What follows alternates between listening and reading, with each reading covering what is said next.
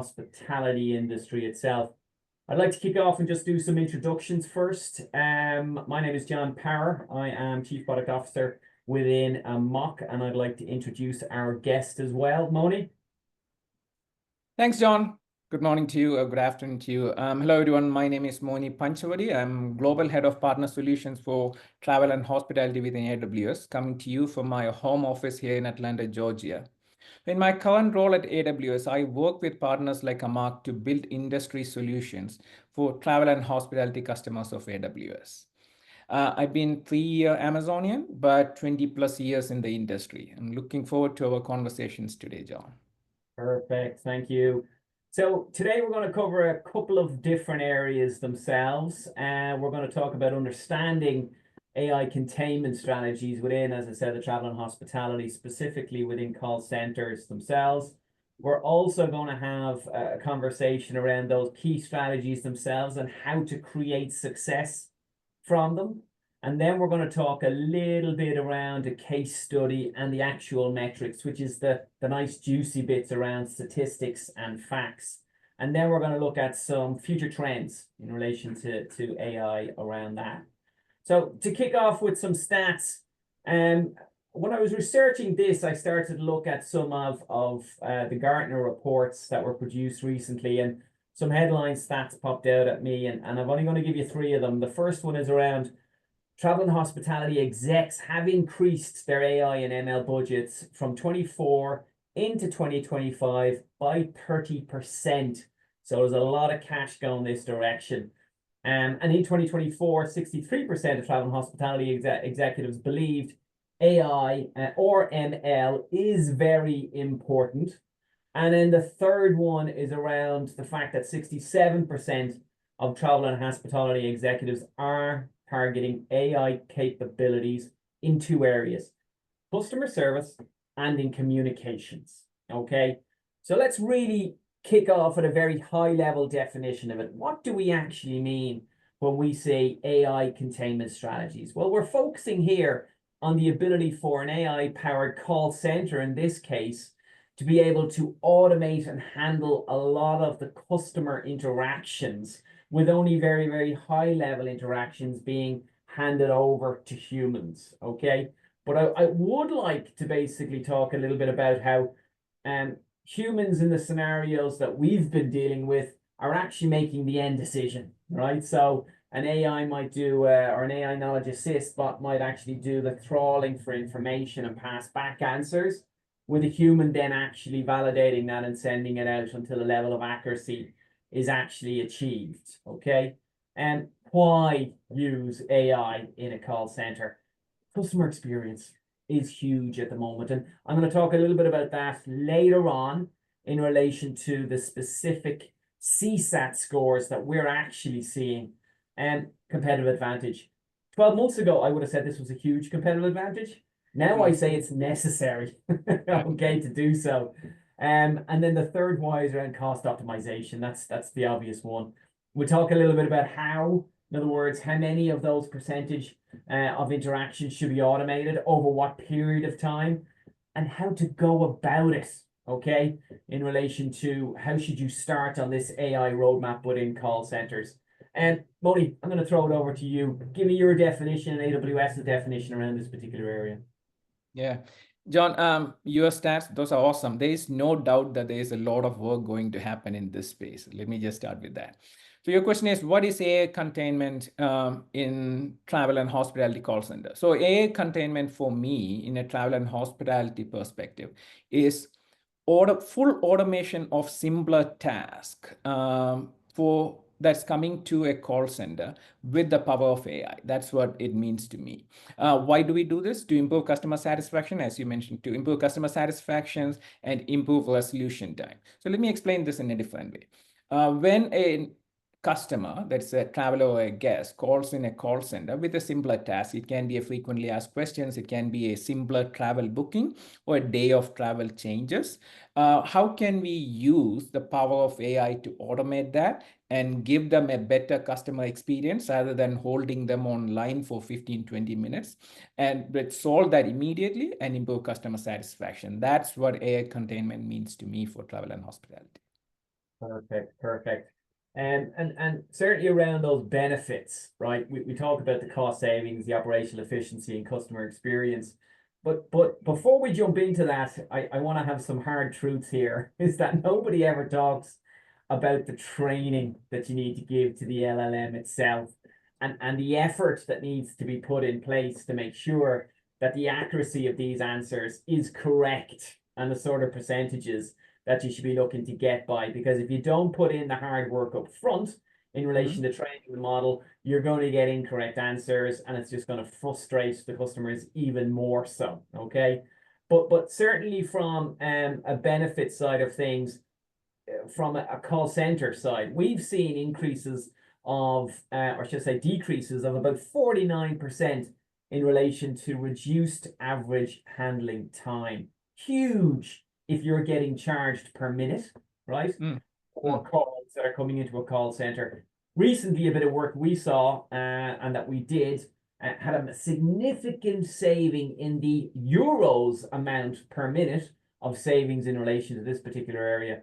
70% of chatbots were answering queries in relation to this, and only 30% were getting through to the agents, right? The CSAT one I talked about earlier, which was really impressive, that increased by 27% using AI versus not using AI, right? And then a 95% improvement in first call resolution. Again, if we look at first call resolution, you don't have second calls.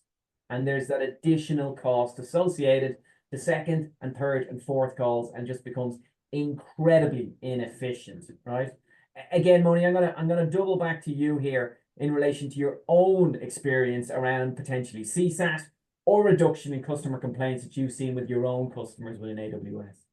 Yeah, those are staggering stats, John. Thank you for bringing those up. They are relevant for our industry. So why travel and hospitality companies care about this, right? So the travel and hospitality companies care deeply about loyalty of the customers and net promoter score.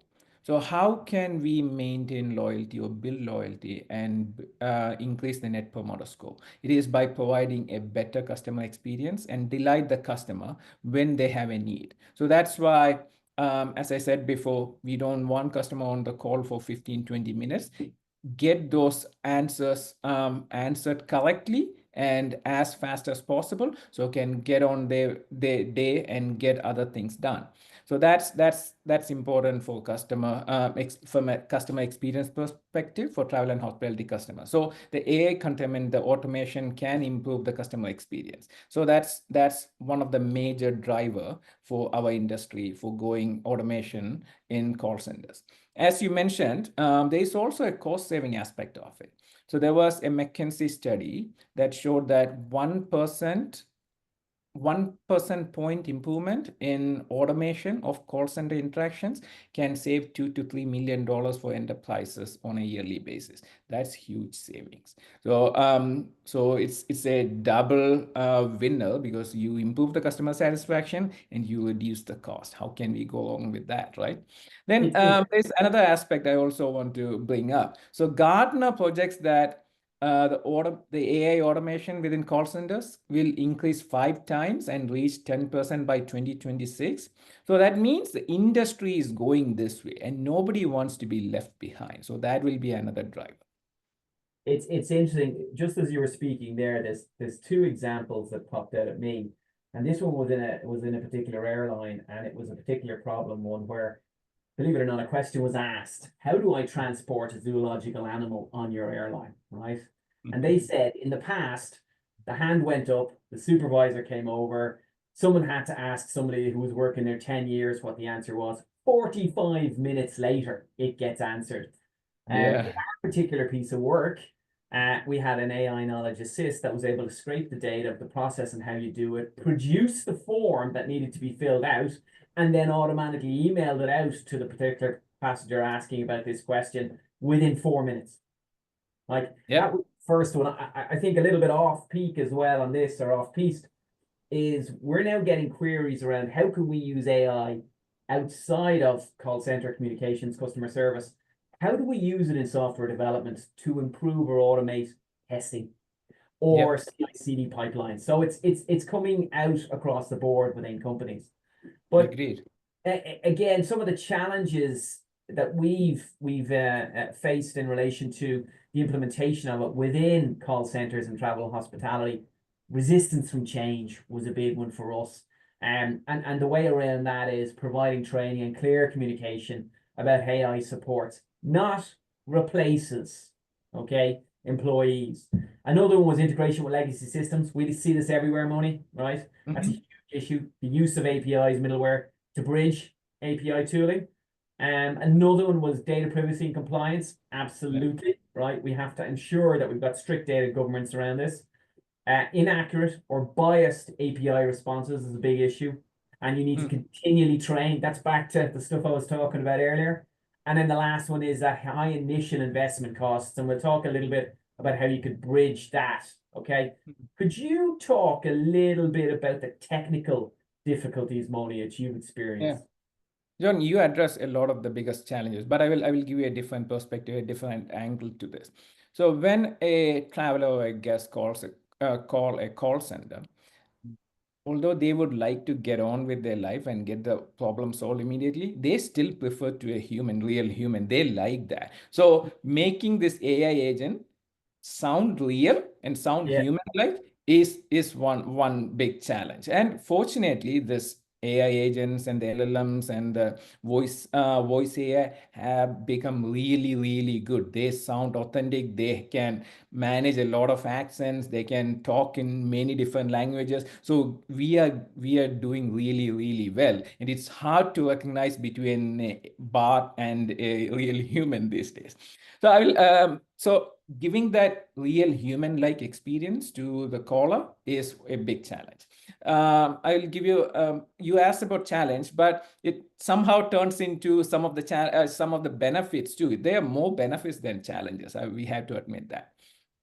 I'll give you anecdotally. I heard from one of our startup founder recently that sometimes humans fail to recognize the sentiments in the caller because we are multitasking. We fail to catch those sentiments and respond sympathetically to the caller. But AI agent never fail that. They catch these sentiments. One of the studies showed that the AI agents are 85% accurate in identifying the sentiments and responding accurately. So sometimes human agent, although our callers prefer talking to human agent, the human agent fails to identify that sentiments and respond sympathetically. By AI agents almost all the time catch that and respond sympathetically.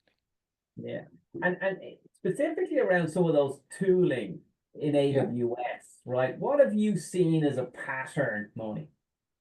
Yeah. So when I look at this AI containment in call centers, you touched on this a little bit. I see four different use cases.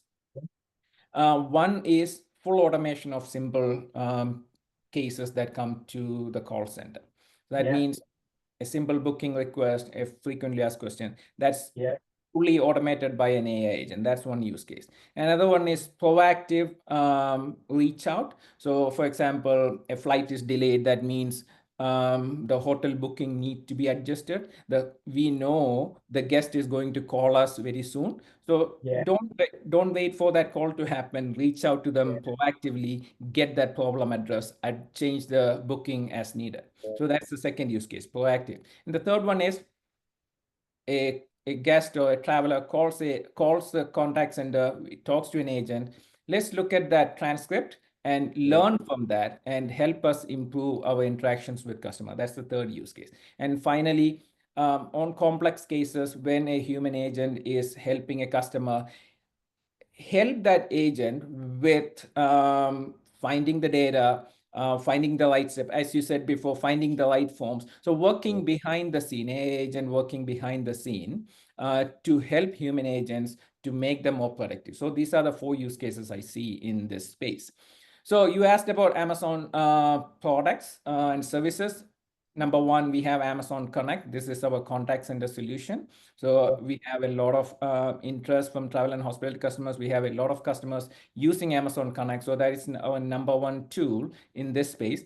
And we have Amazon Lex, which is our speech recognition and natural language understanding tool, which powers our Amazon Alexa tools. And then we have Amazon Transcribe that helps you speech to text conversion, Amazon Poly, which is text to speech conversions. These all can be integrated into one solution to help customers. And finally, we have Amazon Bedrock, which is our generative AI platform that helps partners like you and customers to build generative AI applications, not just build, test, and deploy that so our customers can use generative AI powers in their contact center.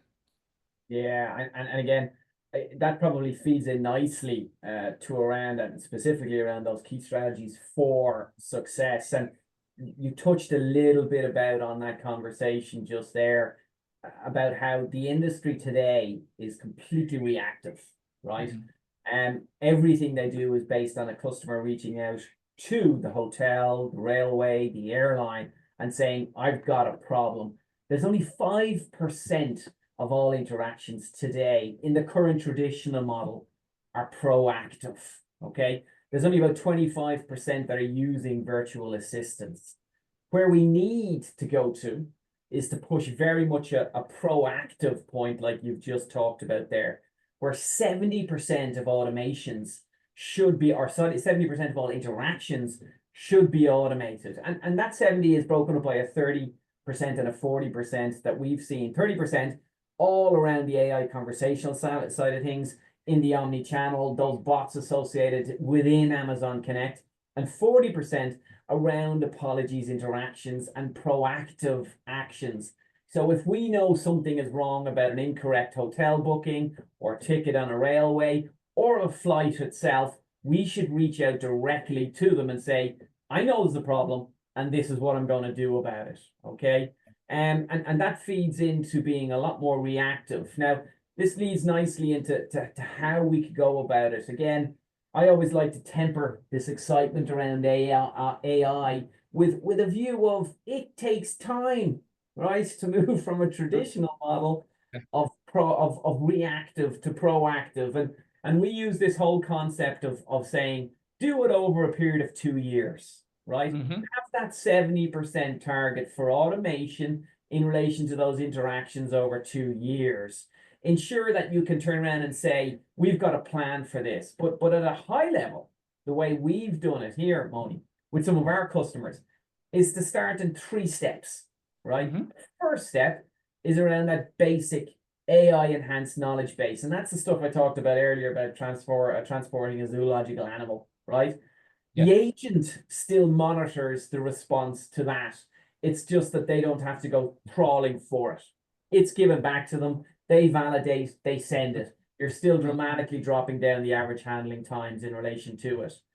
Then you can move on to self-service portals. Basic stuff like, when is my flight? Is my flight delayed? Can I check in before 12 o'clock in this hotel room?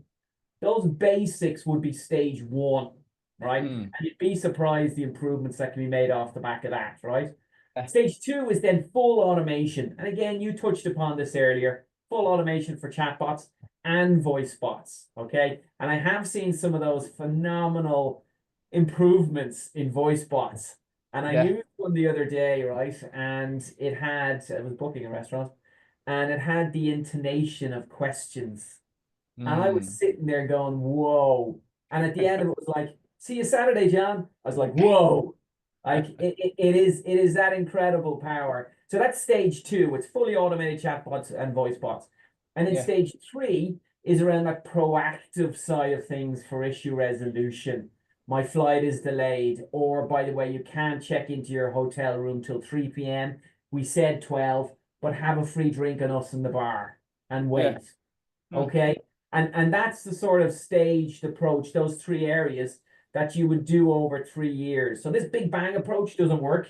And I'm not going to mention airlines that have tried this and hasn't worked out too well for them. Do it in a staged approach and manage the experience for that. We have used X, we have used Kendra in relation to those particular tools themselves.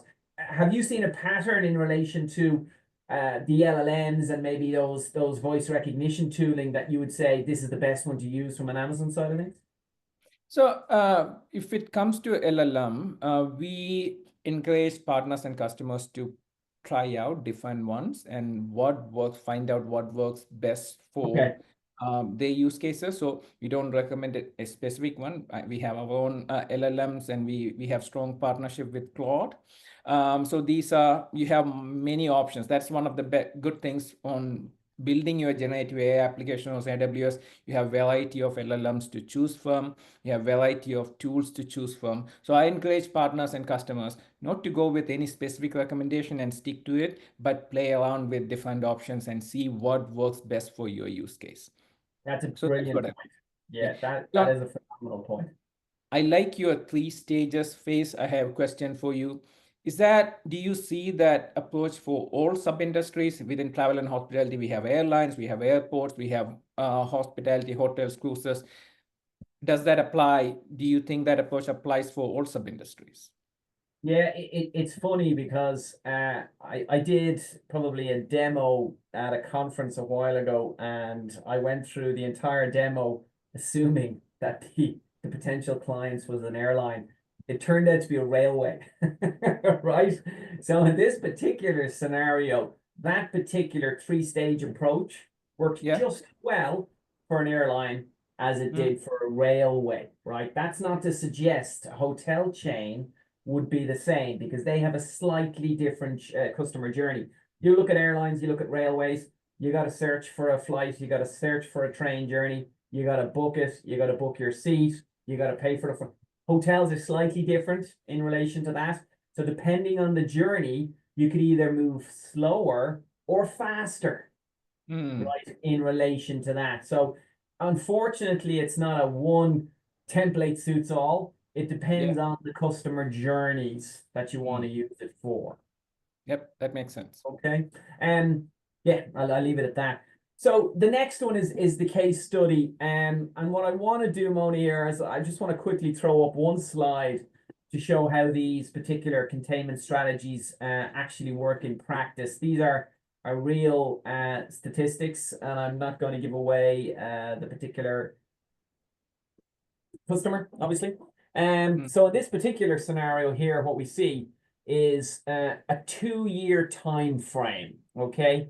And I want to bring your eyes very much over to the right-hand side of it. So those KPIs we talked about earlier are all measured here. The containment rate of 70% AI containment with 30% going through agents did take 2 years, okay, to get there. But if we start here, FCR, right? So first call resolution, 95% by the end of the 2 years was a first call resolution, right? The second one, the chatbot solves 70% of all queries with only 30% getting through to an agent. And you can see it slowly increasing over the 2 years with that middle green section coming through there, Moni. So it does take time to build up. The CSAT score, 27% with I versus A without AI. That was one of the bigger performance improvers, right? We found that where possible, a human or a passenger or someone booking a hotel would rather get the answer as efficiently as possible. Okay. And they get it, they find that it really does increase the CSAT scores with that. And then average answering time reduced by 49%.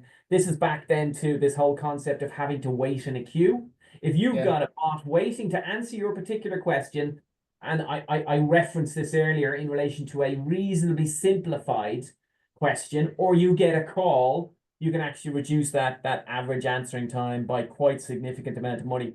But the goal here, and I keep on pointing this out, is that 70% AI containment and only 30% going through to the actual agents themselves after a period of 2 years. So that actually is a case study that Amok has worked on today and is certainly part of some of the services we have. And we generally do POCs on that too, Moni, to try, and we've done them with yourselves, to try and ensure that people have a soft approach to how they actually use it. Have you any case studies you'd like to bring in here, Moni? Yeah. So, John, first of all, that's an awesome case study, good customer success story. I'm proud of what Amak has done for our customers. So, thank you for that. I do have a good case study. I hope it will resonate with you. Are you familiar with DoorDash, the Yes. food? Yeah. So DoorDash, I believe, recently acquired Deliveroo. So you probably are familiar with that name more than the DoorDash. So DoorDash is an AWS customer. As you can tell, their contact center get calls from the customers, the merchants, who is the restaurants, and the dashers. Dashers are the people who deliver food. And so they handle hundreds of thousands of calls every day. And a lot of the questions that they get from these dashers, the food delivery personals, are very frequently asked questions. Say, I rang the doorbell, but there is no answer. What do I do? Yeah. My food is mixed up. I got the wrong food. What do I do? So these are frequently asked questions that the call center agents take and answer them, and it takes time. And a lot of the time, dashers have to wait to get an answer for this. So Yeah. they had aspirations to automate this. So they reached out to AWS, and AWS GenAI Innovation Center worked with DoorDash to build a Gen AI powered application that is using Claude as LLM and the retrieval augmented generation as a method to get answers to these frequently asked questions. So we built this applications and we deployed it. So it will intercept the call from dashers, and if it Yeah. is a frequently asked question, if something that can be automated, the AI agent or the AI applications will address that question. So what's the benefit of this? It reduced the response time significantly, more than 50%, and brought it down to 2.5 seconds, under 2.5 seconds. So imagine a dasher calling, what do I do? They get an answer in 2.5 seconds. They get the answer immediately. They can move on, be more productive. And what can the contact center agent do? They can deal with more complex questions Yeah. from the customers and the merchants, and they can focus their time on more complex questions and be more productive. So it's a win-win solution. We are saving money. We are making the life of the dashers better and faster. We are making the life of the contacts and the agent more productive. And this is what brings things to life. When you use examples like that, it just turns Yeah. around and goes, okay, this is actually really affecting people's food deliveries. Absolutely brilliant. There's a few questions coming in here. And I'm going to throw one out here, Moni, and if you want 10 seconds to think about it, say it, and I'll express opinion on it. But one has come in here. It says, do you think any of the current LLMs are suitably mature to allow passenger biometrics to be used to increase the on-time performance by optimizing board passes instead of passports and boarding checks at the gate? Mm. Okay. Do you want So me to go with that first? passport verification, is that? Yeah, it's passport and boarding card checks at the gate. Yeah. So a lot of you have to give me the perspective from a EU region, but a lot of the airports and the airlines in US is doing a lot of automation in this space, and you don't necessarily need an LLM to power this. I mean, a Yes. pure AI agent, a pure traditional AI can do Yeah. this. The question I want to still answer this question: are LLMs mature enough to do that? Yes, a lot of the LLMs are very mature to handle. As you mentioned in the beginning, there are some concerns around data.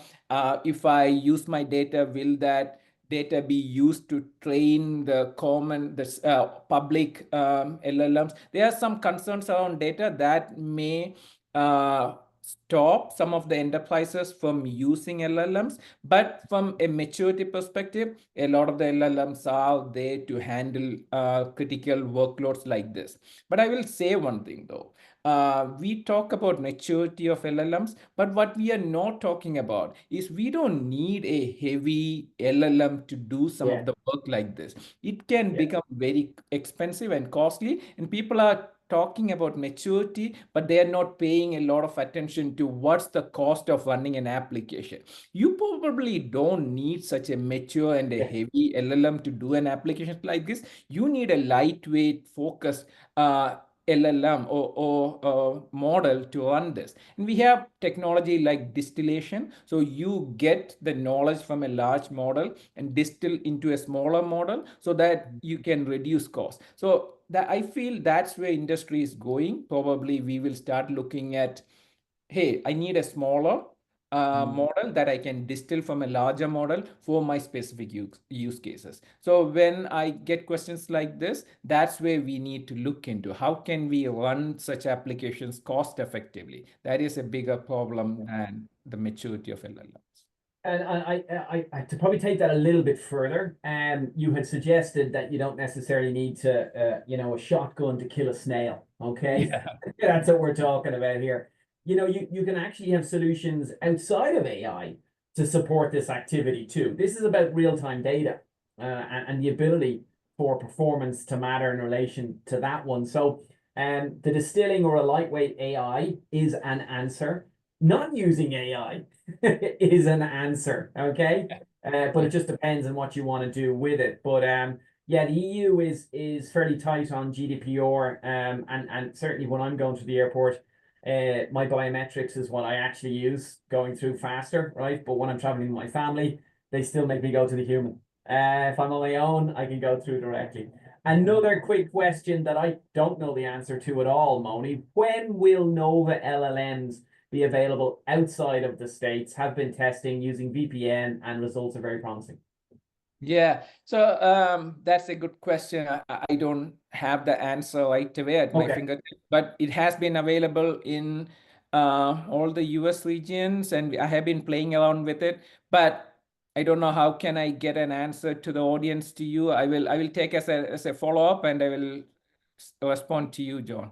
No worries, now I'll get it out. Listen, I'm just conscious of time, and we've one section still to go through, and that's around future trends, right, in AI and where they're actually going. And specifically, I enjoyed this section when we ran through this beforehand, Moni, around this hyper personalized travel experience and how that could be used and how AI could curate itineraries based on behavior and preferences, specifically on the likes of what a passenger might have looked at from online searches, reviews, likes, social media activity, and then maybe molding an itinerary for them. So the person is into paragliding. How do we actually get a holiday suited for them in relation to that? Or if they're a big foodie, what's a culinary tour that we can actually give in relation to that? And I especially like the hotel rooms, right? And the fact that you have Lex that will be able to take voice orders in relation to stuff. But even if you go on further than that, if you're using the likes of UPT, and we'll talk about that in a second, that profile has been built up that when you book a room, the hotel itself knows your Spotify listing. And as you walk into the room, Fontaine's DC is playing, and you're going to have a burger that's well done, cooked, delivered to your room within 30 minutes. Okay. Can you talk a little bit about profiling and how that hyper personalized experience might happen and how UPT fits into a bit of that? Yeah. So as you said, this automation is going to accelerate. I mean, we said this many times, the IVR, the interactive voice response, modernization is projected to grow over 70%. You also said this number, so we are aligned. We are expecting a 70% growth, and it's going to expand into a 9.2 billion over the next 5 years, as per McKinsey. So as the automation grows, and as customer expecting personalized experience, as you mentioned, what becomes critical to deliver that personalized experience is a customer data. We need to understand our customer really well, not just from one perspective, but a customer 360. We understand them not from one travel segment, but if at all possible, understand their hotel stay, where they are staying, how they are coming to the airport, where they are parking. So understanding that customer 360 becomes crucial.